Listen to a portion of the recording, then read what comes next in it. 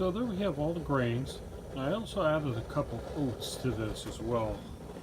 The oats will give it kind of a mouthfeel. You know when oatmeal, kind of the water from oatmeal becomes milky white?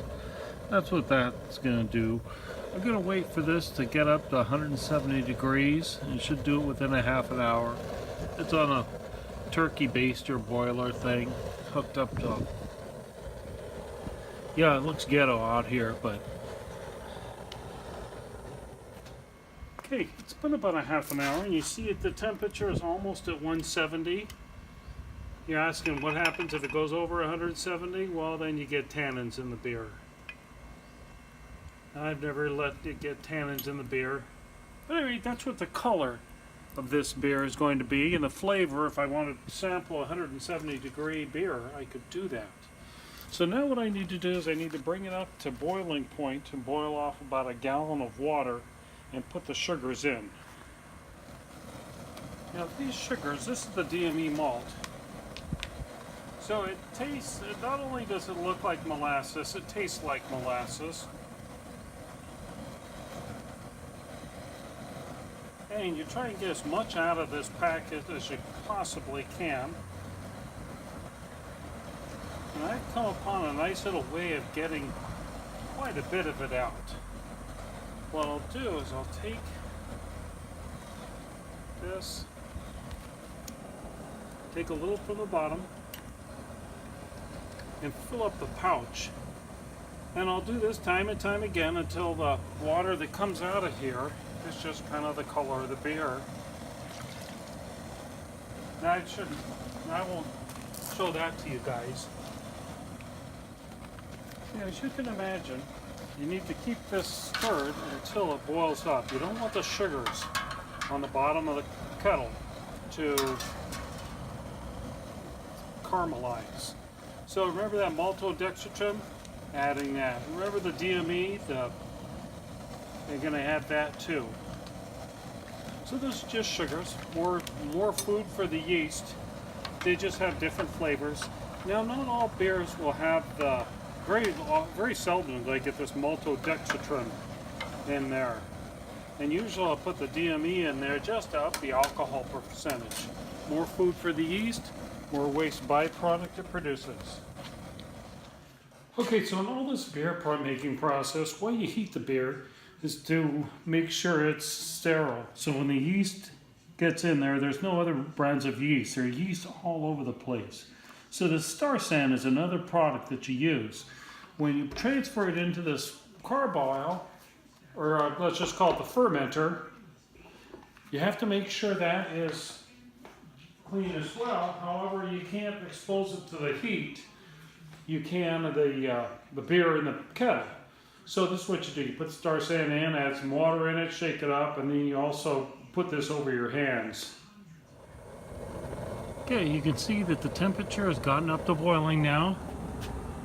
There's a little bit of boil going on there.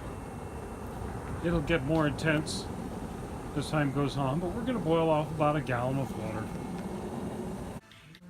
Since the boil has started, it's time to put the hops in. So I'm going to take these hops out of this little bag and put them into this grain sack, and then put them into the boil. That's for the bitter beer flavor.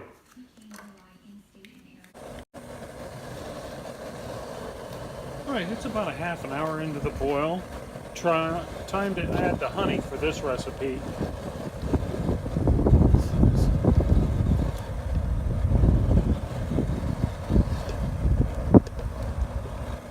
There we go.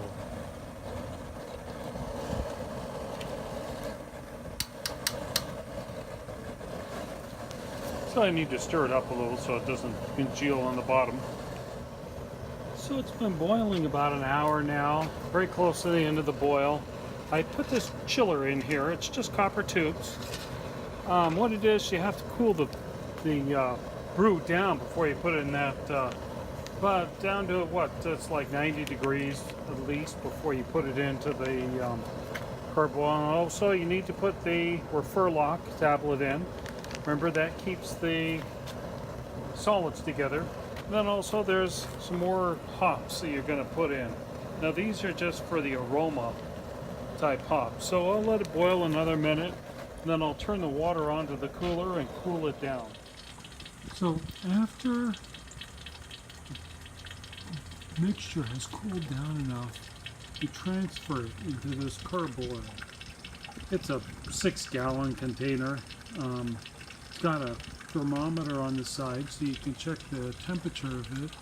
The yeast should keep it kept between 64 and 74 degrees. Just depends, different yeasts need different amounts. If you're talking a lager, I've actually put one into my wife's wine refrigerator before and fermented that way until she told me, okay, you've had it for long enough. Physical, it was only a couple months, but so at any rate, I'll shut this off for now. Okay, I found an issue. Once you put the yeast in, it needs a little bit of headspace because it's going to produce a lot of carbon dioxide. So there's not enough headspace in there, and I'll have what's called a boil over, where you get this wort all over the ground.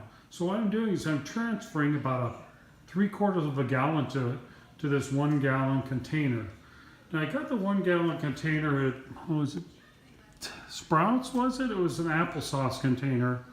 Perfect for doing small brews. So and I'll have a cork on each one of these and airlock. We'll get into that later. Okay, here's the yeast. You can see right now it's producing this carbon dioxide up at the top, and it's kind of moving the mixture around there. It's called an airlock up here. It lets air get out, but won't let air get into the mixture down here. Just keeps the extra yeast that's kind of floating around in the environment right now out of this mixture, so it only has this one yeast flavor. And finally, we take it out of the fermenter and we put it into a bottle. Put this bottle here. There's a special thing at the end of this, so it won't run out unless you push on the tip. Fill up the bottle of Coca-Cola with some beer.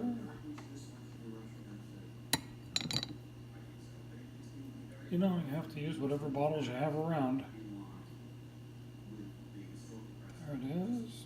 Of course, I put some priming sugar in here as well.